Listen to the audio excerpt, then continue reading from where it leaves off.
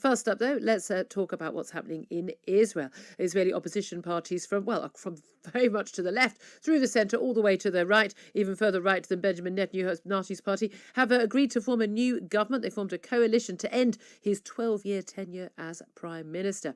Is this the end of Netanyahu or not? Well, let's talk to Dr. Alan Mendoza, Executive Director of the Henry Jackson Society, who joins us. Good morning to you, Alan. Good morning, Julia.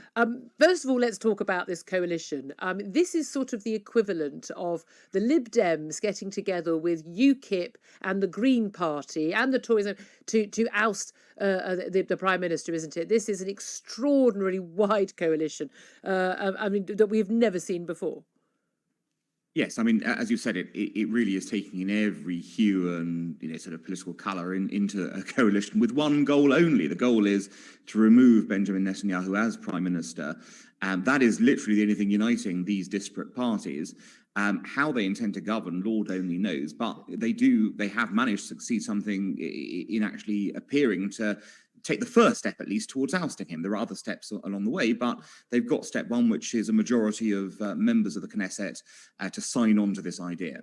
I mean, we've had election after election where we've, as a result of their PR system, by the way, strongest argument against PR would be what's been going on in Israel in recent years, is this inability to oust Netanyahu. He's always been able to somehow put a coalition together, despite actually a lot of opposition to him in Israel. But one of these three major parties involved in this coalition is an Arab Islamist party leader. I mean, we're quite extraordinary, who doesn't even accept the two-state solution. So we are in extraordinary territory that parties that have such disparate views are willing to join together just because of their joint dislike of Benjamin Netanyahu. I'm pleased you've highlighted this, actually, Julie, because it tells you something very important about Israel. We're told constantly, aren't we? People on the streets of this country have been shouting apartheid Israel, boycott Israel, they're a racist country. How can this be a racist country when you have an Arab-Israeli party in the coalition for the first time, which will have a central role in the coalition, a major player in the coalition, and which will be bringing benefits to the Arab-Israeli community? It makes you absolutely sick to see the lies that are spread about Israel, and then you see the truth through pictures like the one you've just alluded to. I can't imagine an Israeli, a Jewish Hamas party doing very well, could you, in Palestine, funnily enough, but there we are. I don't think such a thing would exist. But let's talk about Benjamin Netanyahu's future, though. He's facing corruption charges, which he's denied. He's fighting strenuously. He has been the great survivor. And when we talk about, he was Prime Minister back when, Tony Blair was in power in number 10 here. He goes back a long way. He is the great survivor. Probably best not to write him off just yet.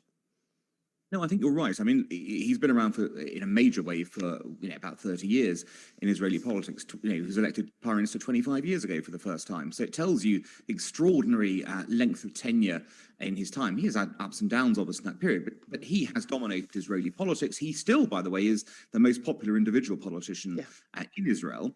And over time, though, he's accumulated enemies who have, kind of come together now to bring him down. But it isn't over, because there has to be a vote of confidence, firstly, in the Knesset. And what the game being played right now is when will that vote of confidence be held? Obviously, the government in waiting wants it to happen right now so they can try and push it through.